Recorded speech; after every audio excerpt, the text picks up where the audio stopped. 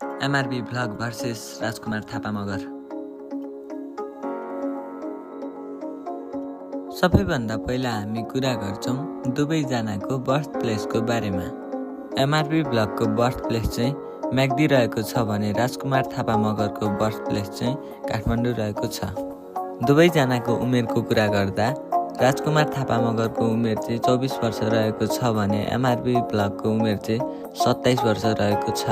उनीहरू दुवैजना चाहिँ एकदमै पपुलर मोटो भ्लगर हुन्। एमआरबी भ्लगले युट्युब स्टार्ट गरेको 2015 मा हो भने राजकुमार थापा मगरले युट्युब स्टार्ट गरेको चाहिँ 2017 मा रहेको छ।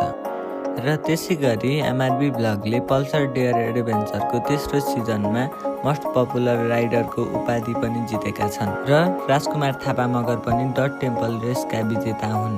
यसै गरी दुवैजनाको सब्सक्राइबरको कुरा गर्नुपर्दा एमआरबी भ्लगको 1.48 मिलियन रहेको छ भने राजकुमार थापा मगरको सब्सक्राइबर 1.29 मिलियन रहेको छ। एमआरबी भ्लगको इन्स्टाग्राममा 1 लाख फलोवर रहेको छ भने राजकुमार थापा मगरको जम्मा 94,000 मात्र रहेको छ।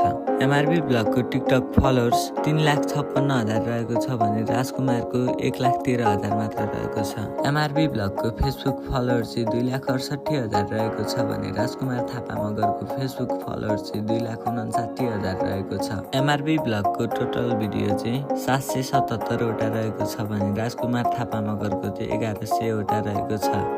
एमआरबीको सबैभन्दा पपुलर भिडियोको कुरा गर्दा 1.7 मिलियन रहेको छ भने राजकुमार थापा मगरको 2.1 मिलियन भ्यू रहेको छ। यी दुवैजनाको मन्थली इन्कम 2 देखि 3 लाख रुपियाँ रहेको छ। अब जाम बाइक कलेक्सनतिर।